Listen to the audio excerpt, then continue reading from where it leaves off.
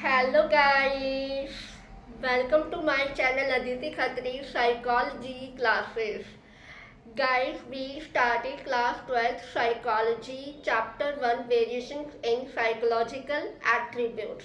So, in the last video, we have discussed the topic is individual differences in intelligence. So guys, today in this video, we will be discuss about the topic is variations in intelligence. So guys, stay tuned with my video till end and please don't forget like, share, comment and subscribe my channel. So let's start my video. So guys, today's class topic is variations of intelligence, and in the previous lecture we have discussed the individual differences in intelligence कि हर एक individual में intelligence differ करती है. कोई person ज़्यादा intelligent होता है तो कोई पर्सन कम इंटेलिजेंट होता है. इसलिए साइकोलॉजिस्ट यहाँ पर इंटेलिजेंस को एसेस करने के लिए एक फॉर्मूला देते हैं IQ is equal to MA/CA/100. इस IQ से MA हम मेंटल एज के थ्रू और अपने बायोलॉजिकल एज के थ्रू हम अपनी IQ का पता लगा सकते हैं. जिन बच्चे का IQ 100 से 100 हमने यहाँ पे इक्वल माना है, एक एवरेज को फॉर्म दिया है कि 100 से ज़्यादा आने वाला स्कोर एक बच्चा क्या है, इंटेलेक्चुअल गिफ्टेड होगा, राइट. और हमने ये भी देखा जिस बच्चे का IQ लेवल 70 आ रहा है, 100 से कम IQ है, वो बच्चा इंटेलेक्चुअल डेफिशिएंट है. हमने यहाँ तक डिस्कस किया था. Now today we will discuss कि वेरिएशंस ऑफ इंटेलिजेंस के अंदर हम इंटेलेक्चुअल डेफिशिएंसी को डिस्कस करेंगे और इंटेलेक्चुअल गिफ्टेडनेस को डिस्कस करेंगे. इंटेलेक्चुअल डेफिशिएंसी क्या है? जो बच्चा जिस बच्चे को लर्निंग में डिफिकल्टीज आ रही है, अपनी जो डेली लाइफ की जो स्किल्स है उसको प्रॉपर से कर नहीं पा रहा है, वो बच्चा इंटेलेक्चुअली डिसेबल होता है. क्लियर? यहाँ पर एसोसिएशन में AAMD मतलब यहाँ पे अमेरिकन भी आएगा भाई, नोट कर लेना अपने नोटबुक में.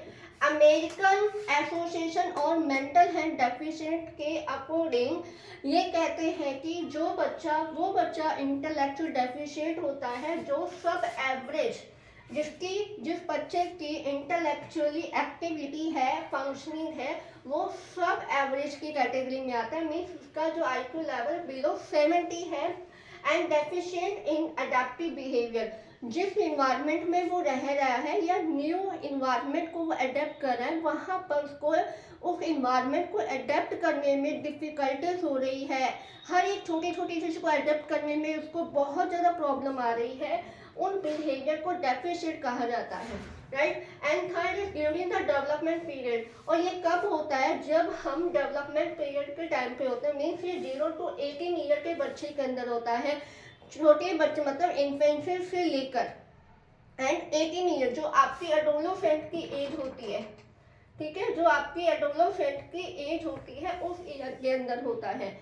इन्हीं के बेसिस पे इन्होंने 3 ये कैटेगरी बताई, 3 एक कैरेक्टरिस्टिक्स भी बताए कि जो बच्चा अपने एवरेज मीन्स सब एवरेज की कैटेगरी में आता है, जिसका IQ लेवल बिलो से 70 होता है और अपने इन्वायरमेंट को अडेप्ट करने में उसको प्रॉब्लम आ रही है, डिफ़िकल्टी आ रही है, उसको भी वो अच्छे से नहीं कर पा रहा. जिस इन्वायरमेंट में वो रहता है, जिस इन्वायरमेंट में वो रहने जा रहा है, उस इन्वायरमेंट को अडेप्ट नहीं कर पा रहा है, उसको डेफिशिएंट कहा जाता है. और ये कब हो रहा है? जब आपके डेवलपमेंट स्टेज में डेवलपमेंट पीरियड हो रहा है 0 से 18 ईयर की, वो बच्चा इंटेलेक्चुअल डेफिशिएंट या डिसेबल है. क्लियर?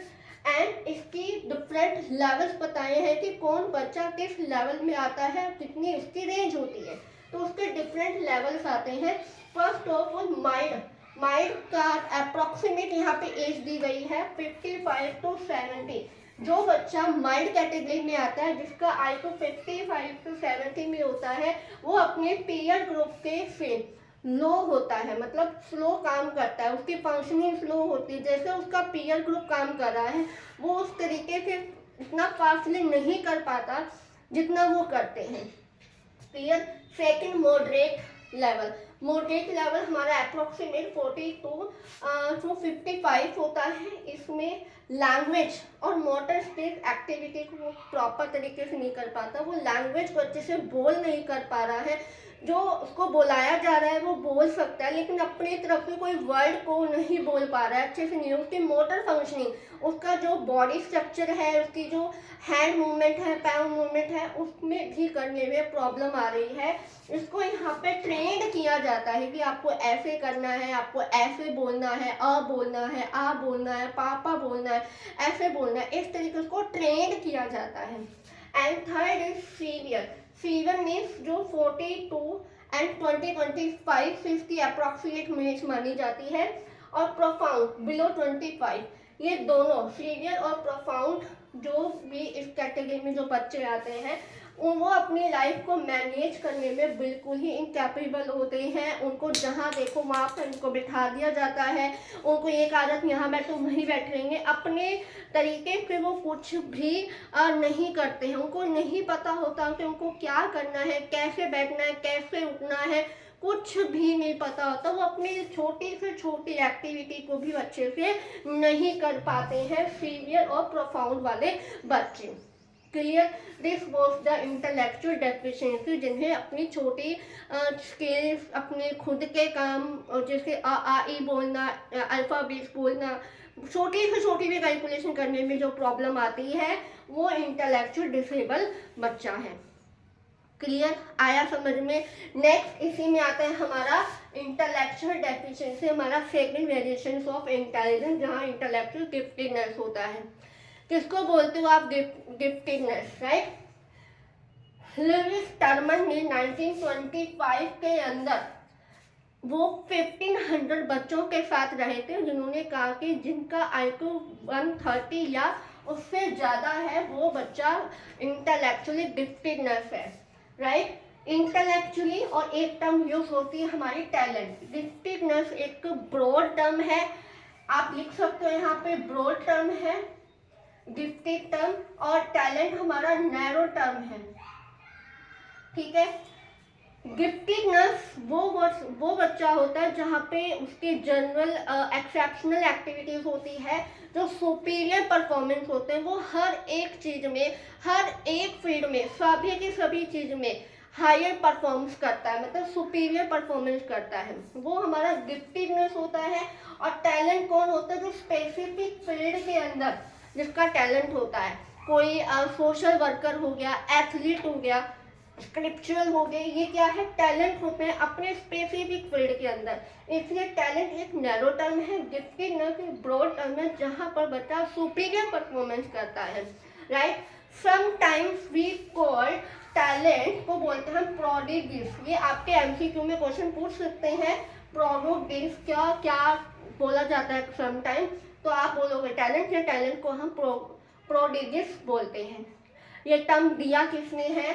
टर्मन ने 1925 के अंदर। क्लियर? आया समझ में?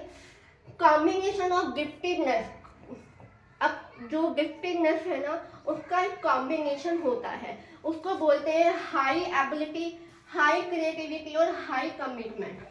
मीन्स कि जो पर्सन जिसकी हर एक फील्ड में एक ऐसी एबिलिटी होती है, जो हर एक चीज को अच्छे से कर पाता है, वो छोटे से छोटी चीज को भी हाईली क्रिएटिव सोचता है।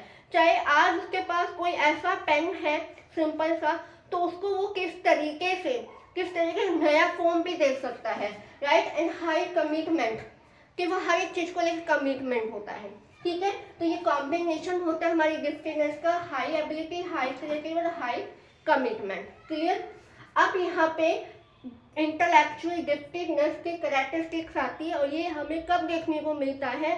जब बच्चा इन्फेंसी के स्टेज में है और चाइल्डहुड के स्टेज में अंदर ये चीज़ें देखने को मिलती है। वो एक छोटी से छोटी चीज़ को, मतलब हर एक काम को स्पीडली से करेगा, उसकी मेमोरी इतनी शार्प होती है, वो छोटी सी चीज़ को कहीं से भी बोल देगा, राइट? इसकी हर एक एक्टिविटी आपको एक सुपीरियर परफॉर्मेंस की तरह दिखेगी, राइट? कैरेक्टरिस्टिक्स क्या है हमारी? एडवांस इन लॉजिकल थिंकिंग, वो हम हर चीज़ को लेकर लॉजिकल थिंकिंग करते, लॉजिकल थिंकिंग हम सभी करते हैं, लेकिन वो पर्सन एडवांस में वो चीज़ करेगा, राइट। प्रॉब्लम सॉल्विंग करना, हर एक वे में क्वेश्चन पुटअप करना, ये ऐसा है तो ऐसा क्यों है, कैसा होना चाहिए, छोटी सी चीज में भी वो 10 क्वेश्चन पुटअप करेगा।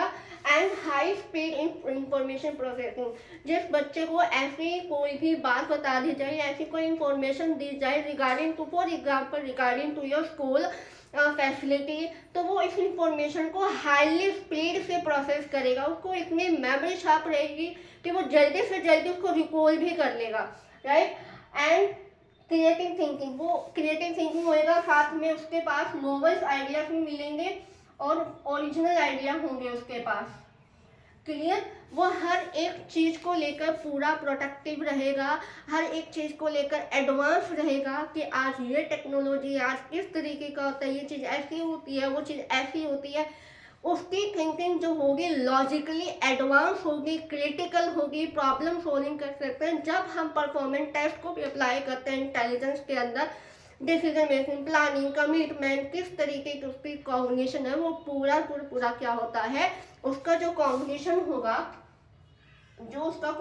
होगा, वो एडवांसली वर्क करेगा। वो पर्सन हमारा गिफ्टेड, इंटेलेक्चुअली गिफ्टेडनेस है, राइट। हम कहते हैं ना एक जनरल वे में कि ये बच्चा गॉड गिफ्टेड है, ये गॉड गिफ्टेड है। वो गिफ्टेड वाला अलग बात है, साइकोलॉजिकल वे में गिफ्टेड अलग है। एक बात और यहाँ पर कि एकेडमिक लेवल में आप बहुत ज़्यादा इंटेलिजेंट हो, आप बहुत अच्छा स्कोर करते हो, आपकी जो परसेंटेज है वो सब क्लास में सबसे ज़्यादा आती है, तो ये मतलब नहीं है साइकोलॉजिस्ट का कि वो पर्सन, वो बच्चा क्या है, इंटेलेक्चुअल गिफ्टेडनेस है। एकेडमिक लेवल अलग है, और जो बच्चा सभी चीज़ में, हर एक एक्टिविटीज में अब सुपीरियर परफॉर्मेंस देगा, वो क्या है, गिफ्टेडनेस है, इंटेलेक्चुअली गिफ्टेडनेस है। क्लियर आया समझ में? आई होप ये दोनों चीज़ें आपको अच्छे से क्लियर हो गई होगी।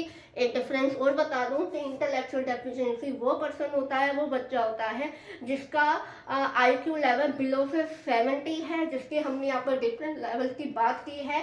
और हमने इंटेलेक्चुअल गिफ्टेडनेस वो होता है जिसका IQ 130 या उससे अबव होता है, वो पर्सन क्या है हमारा, वो बच्चा इंटेलेक्चुअली गिफ्टेडनेस है। क्लियर आया समझ में? आई होप आपको आज का लेक्चर अच्छे से समझ में आ गया होगा। इतना डिफिकल्ट नहीं है, इजी है, बस आपको एक रीडिंग की नीड है। सो गाइस, मिलते हैं हमारी नेक्स्ट वीडियो में नेक्स्ट टॉपिक के साथ। और yes guys, please like, share, comment and subscribe my channel. अगर कहीं भी डाउट है किसी भी वीडियोस में, तो आप मुझे कमेंट सेक्शन में पूछ सकते हो, मैं आपके सारी क्वेश्चन का आंसर भी करूँगी। सो गाइस, मिलते हैं हमारी नेक्स्ट वीडियो में, तब तक bye bye, have a nice day.